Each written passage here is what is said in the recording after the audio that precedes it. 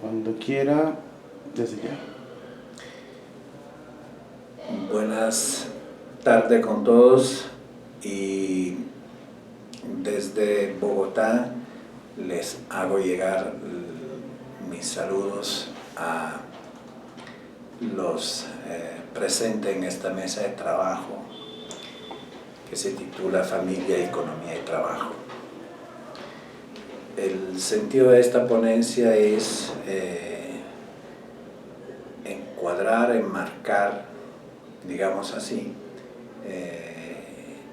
la actual coyuntura económica y de las relaciones laborales para poder entender el contexto específico en el cual hoy se mueven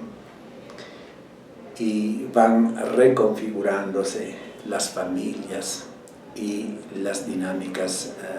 internas a las familias mismas.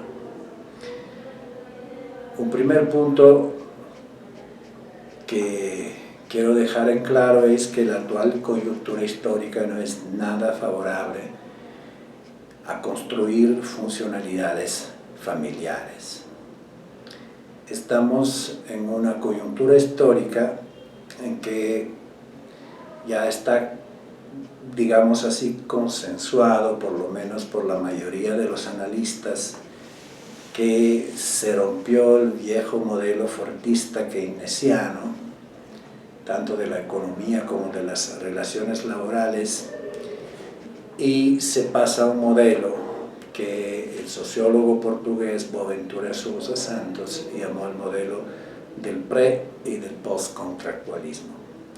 que significa una cosa muy sencilla, o sea, significa la reducción de todo un conjunto de certidumbres, de contractualizaciones, tanto explícitas como implícitas, que garantizaban ciertas normatividades certeras, tanto en la dimensión económica como en las relaciones laborales. Y esto significaba, obviamente, también un nivel de estabilidad por lo que se refiere a las configuraciones, a las dinámicas, las relaciones y a las funcionalidades familiares. Hoy asistimos al quiebre de este modelo, se ha analizado desde muchos puntos de vista, pero digamos que se caracteriza esta nueva coyuntura por una fuerte flexibilización, por una radical precarización, por un proceso acelerado de desalarización del mercado del trabajo. Y el panorama entonces se caracteriza por lo que Castel llamaba el ascenso de las incertidumbres, por el aumento de lo que Vivian Forrester llamaba el excedente humano y por la siempre mayor agresividad de la que Saskia Sassen llama las formaciones predatorias y las brutalidades elementales del actual modelo de acumulación capitalista. Es una serie convergente y compleja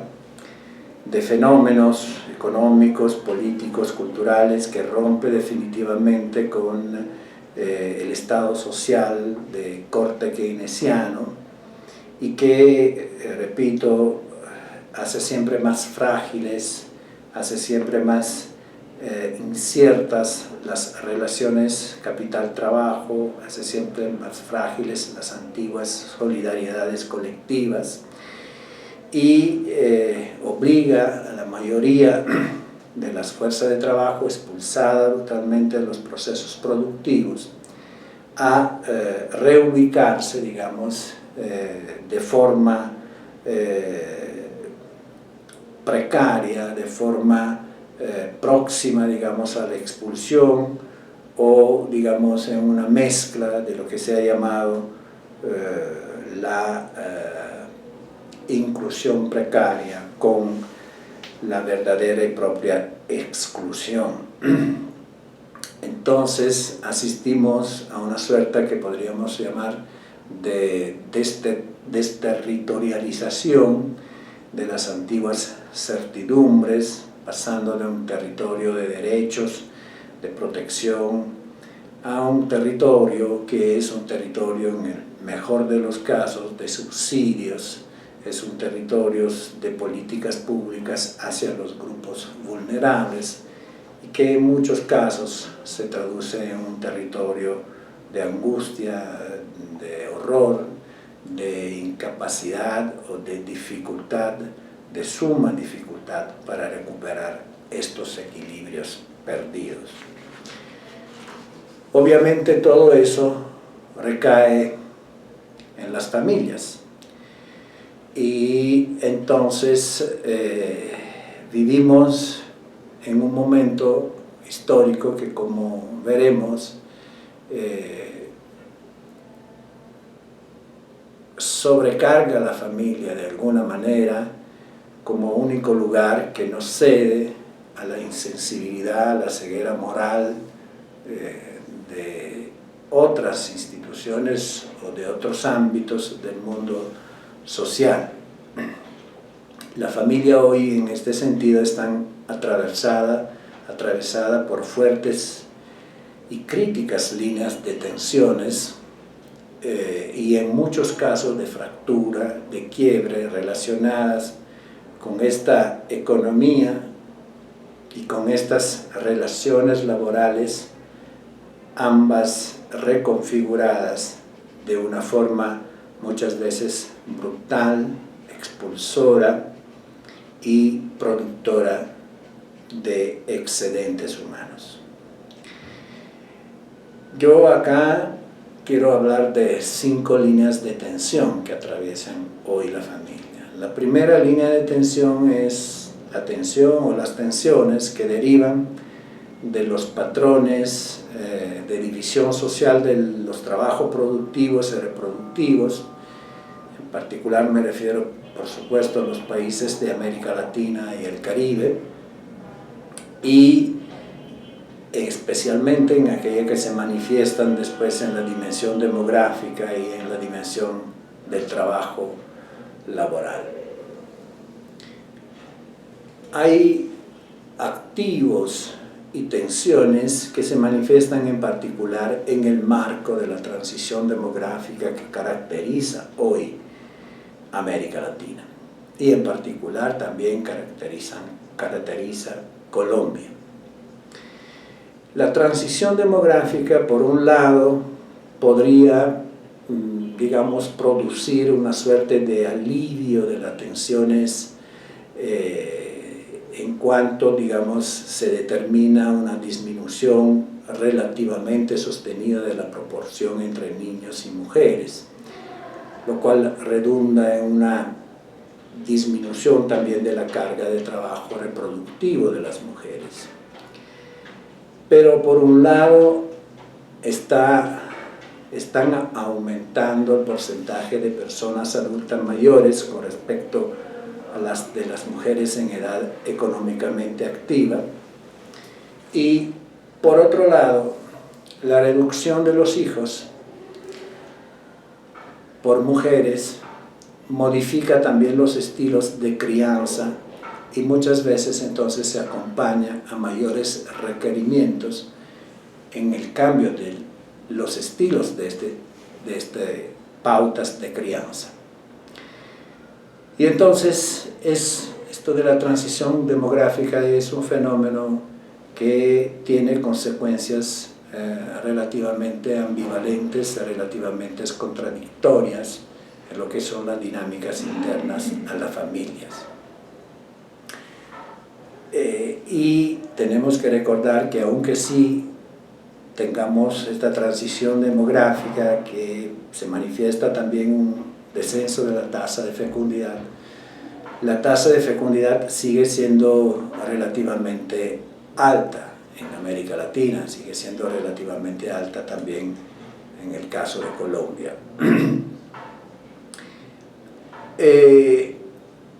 De toda manera, aunque dentro de este contexto, digamos así, de carácter demográfico,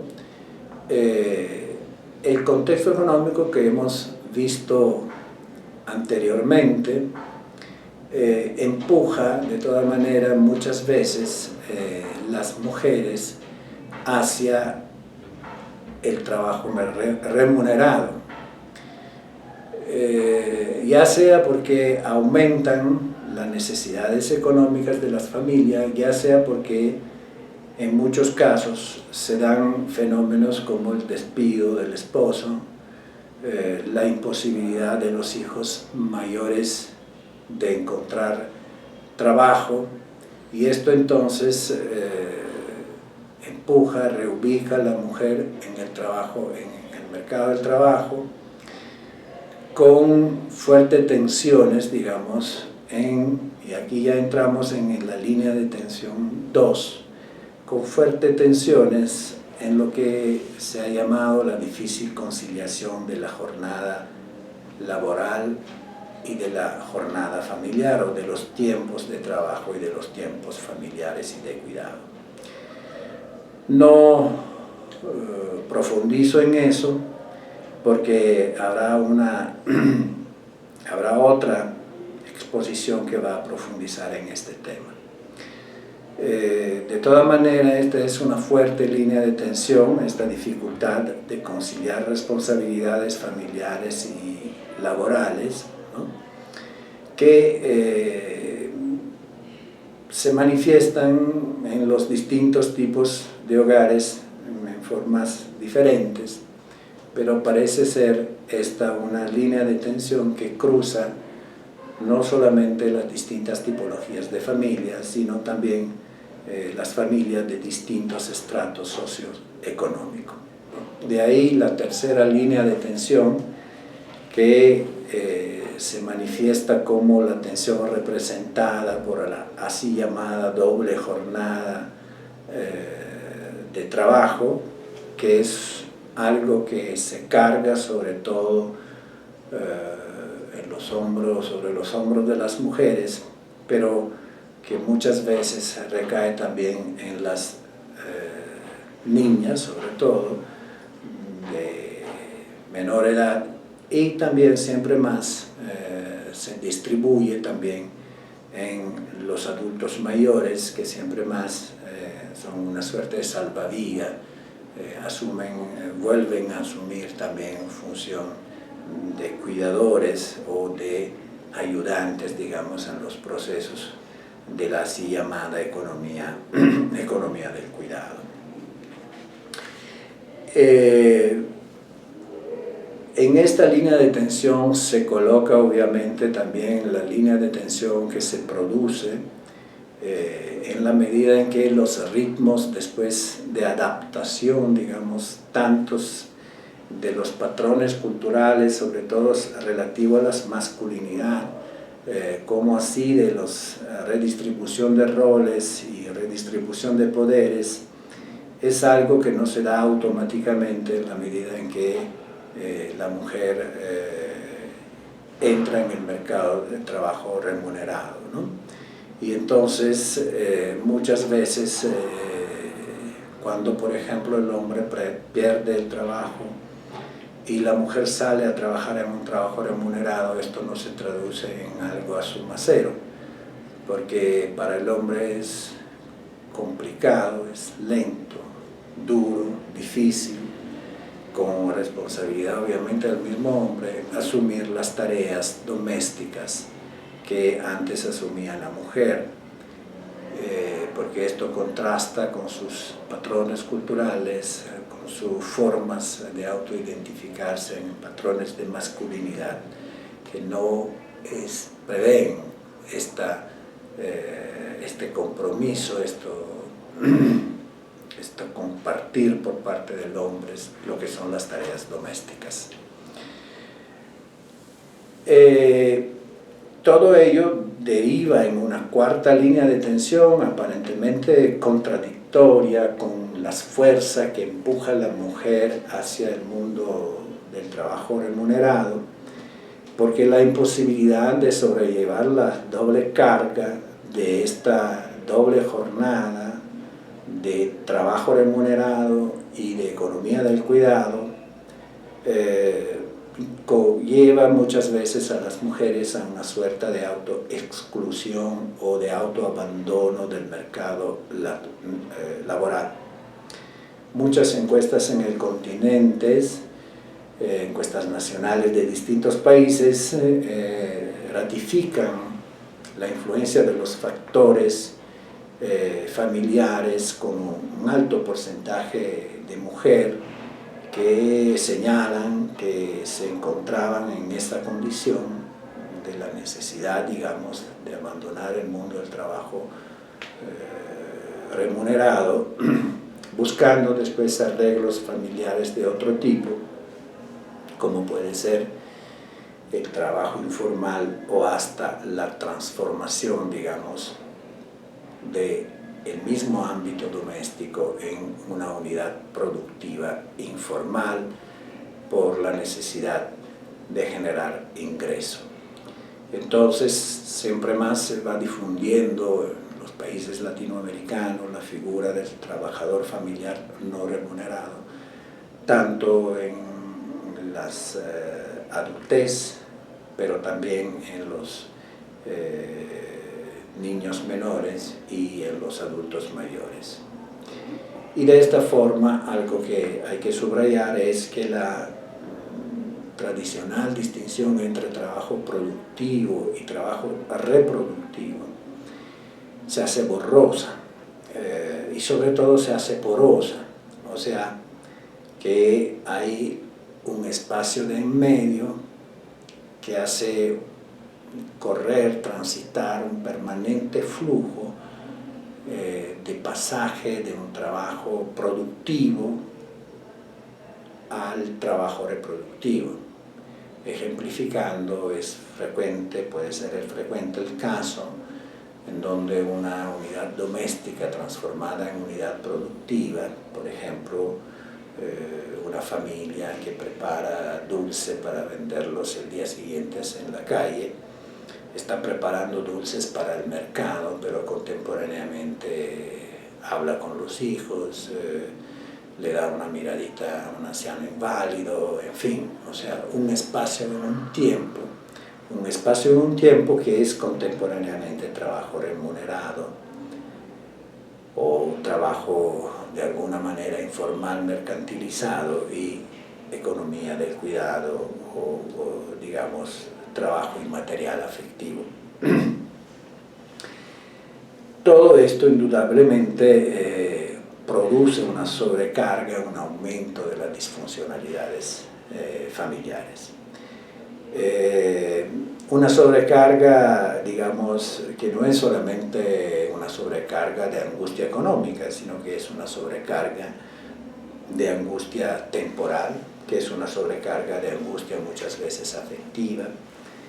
que es una desorientación con relación a los roles a lo que se estaban acostumbrados, una desorientación, una desubicación a estos cambios repentinos de roles, ¿no?, que pone en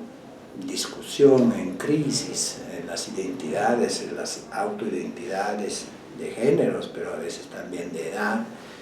En fin, toda una especie de, podríamos llamarlo casi de huracán, ¿no?, que se ensaña contra la familia en formas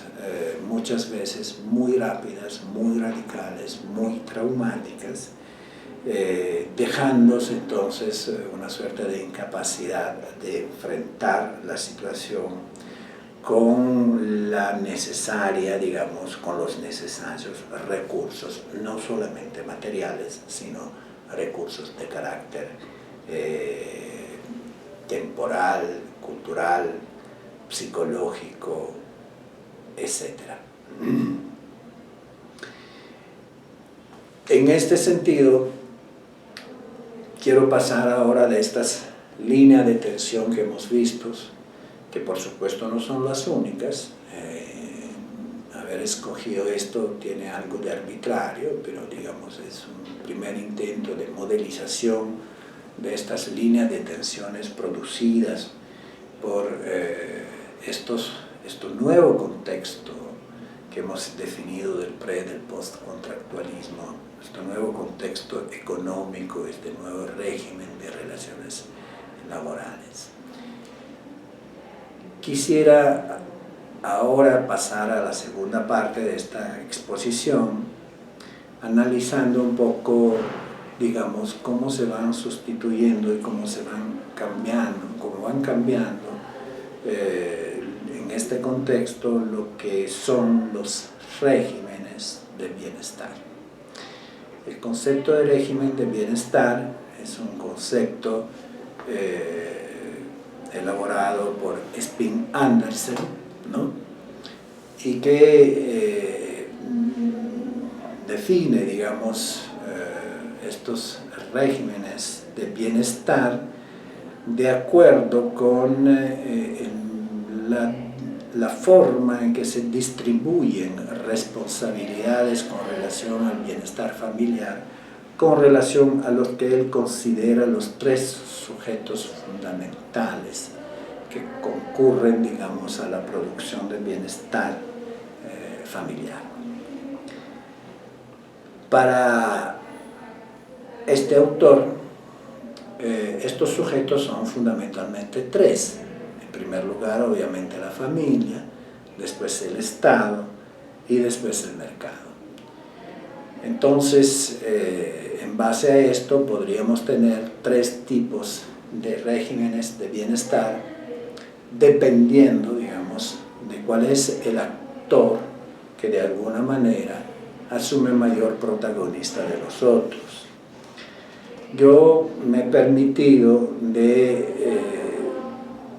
complicar este esquema agregando otros sujetos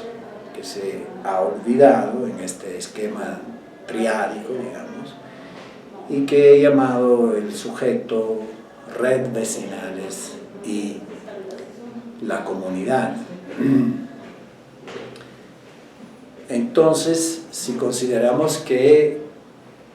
esquemáticamente podemos tener estos cuatro actores o, digamos, ámbitos de recursos, familia, Estado, mercados, y el cuarto, redes vecinales y comunitarias, ¿no? Nosotros podríamos tener un régimen de bienestar relativamente equilibrado, entonces, en donde las responsabilidades se distribuyen de una manera relativamente equilibrada, relativamente equitativa entre estos cuatro actores. En otros momentos lo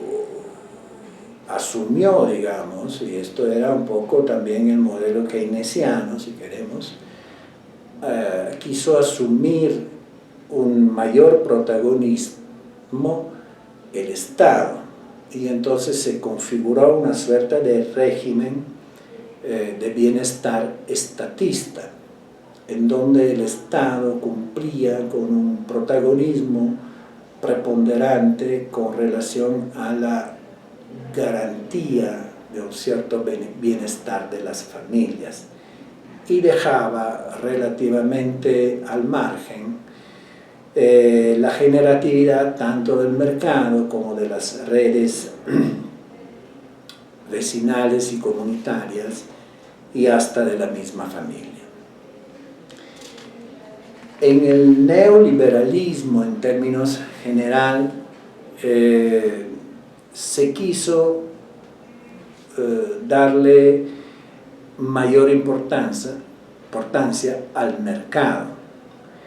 Entonces se tradujo en un acicamiento, en un debilitamiento de la función del Estado, y el bienestar familiar, el régimen de bienestar familiar hubiera tenido que ser garantizado por el juego del mercado.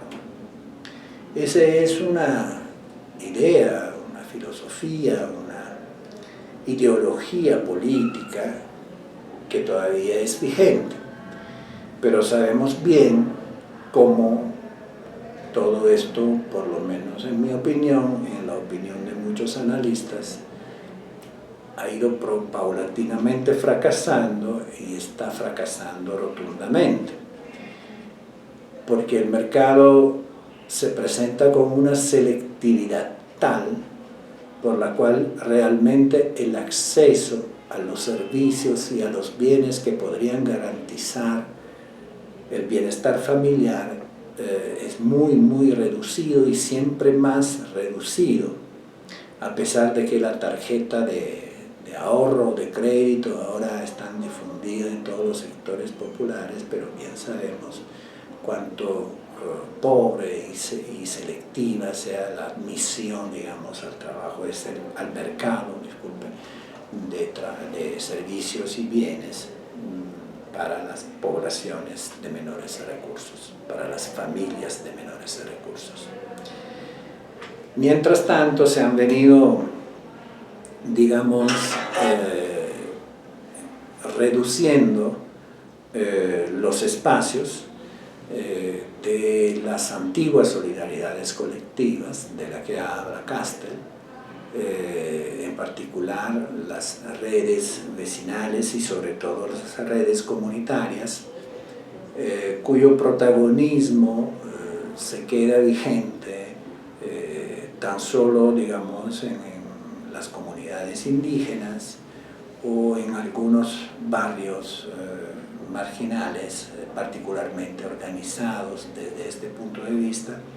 y que pero, digamos, en este imperante individualismo y en esta imperante fragmentación de las redes sociales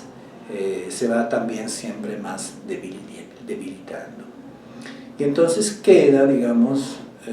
un protagonismo que es al mismo tiempo heroico y trágico de la familia,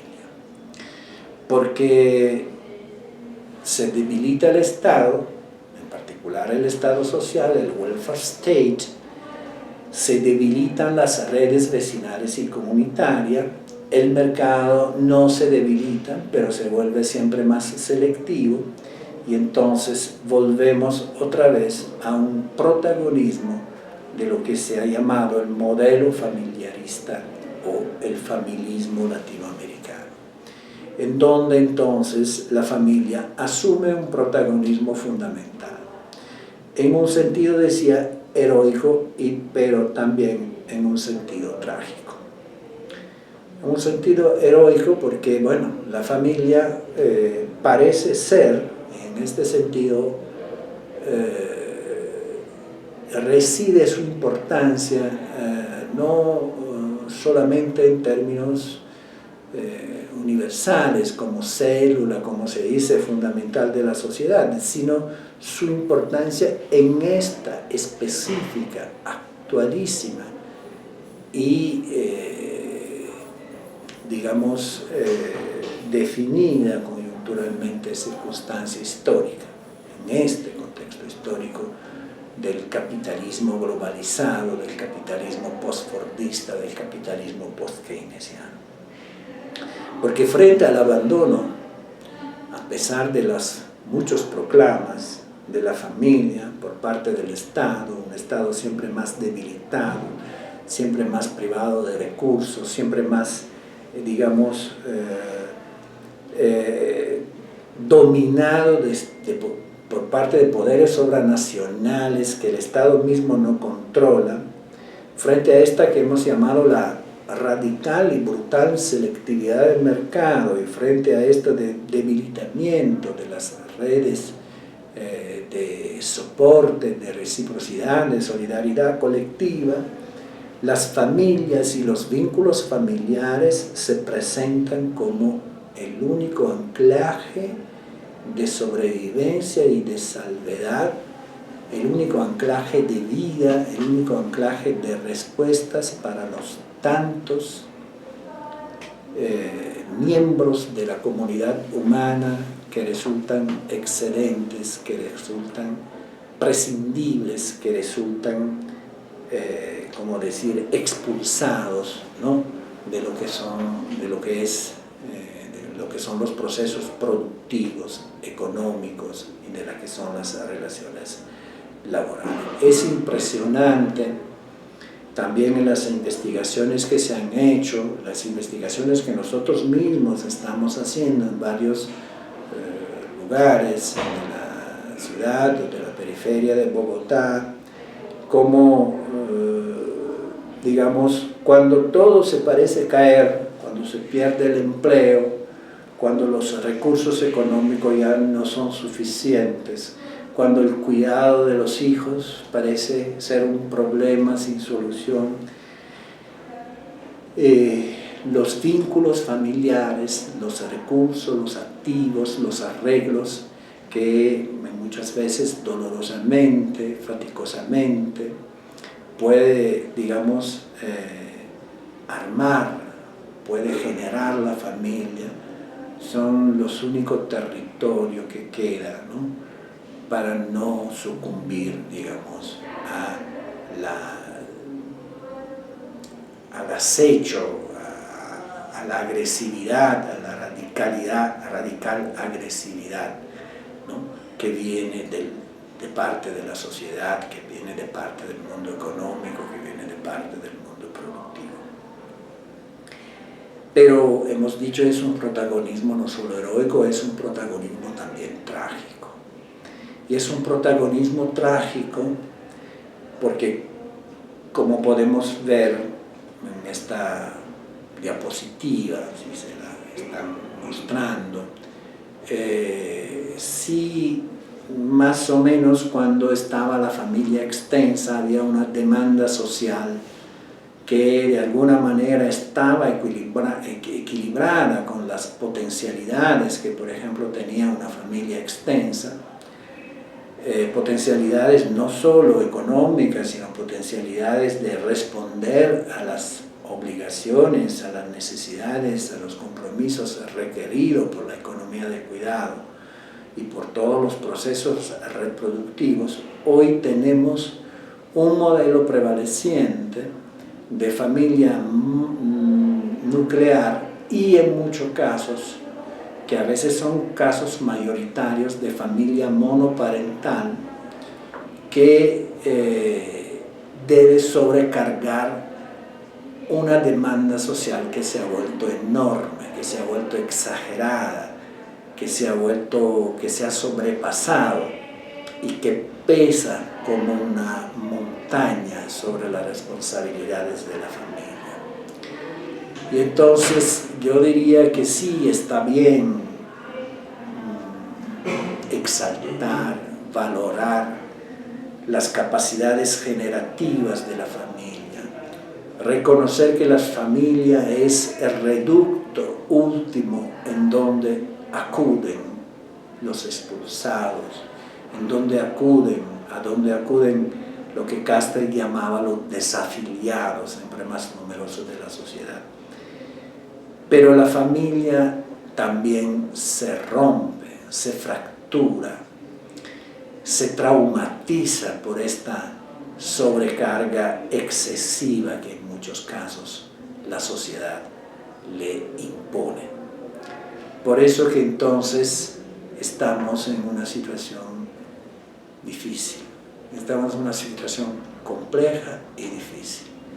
Y estamos permanentemente en riesgo que en las familias lo que son líneas de tensiones se puedan transformar en líneas de rupturas.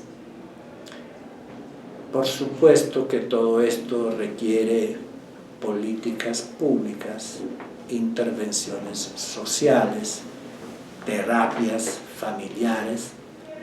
pero también requiere que cambie el trasfondo de conjunto, el trasfondo sistémico en donde se están colocando las familias. Ahí vemos, por ejemplo, espero que pasen las diapositivas, tres gráficos que te muestran, así de forma estadística, esta sobrecarga. Por ejemplo, una desproporción entre el envejecimiento demográfico y lo que se ha llamado el envejecimiento doméstico, lo que significa que una porción siempre más elevada de adultos mayores viven en las familias. Pero vemos también el discurso con relación a los jóvenes que, bien sabemos, tienen una dificultad enorme de encontrar trabajo y siempre más entonces se quedan en sus familias de origen hasta los 29, 30 años. Y finalmente cómo esta sobrecarga que deriva de los jóvenes se distribuyen, y ahí lo vemos en la tercera diapositiva, se distribuye esta sobrecarga, sobre todo, digamos, en familias monoparentales, ¿no? Lo cual significa después, obviamente, otra línea de fractura o otra sobrecarga, ¿no? Otro peso más. De manera, como para concluir, que hay que decir que fundamentalmente lo que se está reafirmando en la región de América Latina y que se está extendiendo también en estados o en naciones como Argentina, como Brasil, como Chile, que no se caracterizaban por este modelo de bienestar, se va siempre más difundiendo este régimen de bienestar que ha sido definido como el familismo latinoamericano.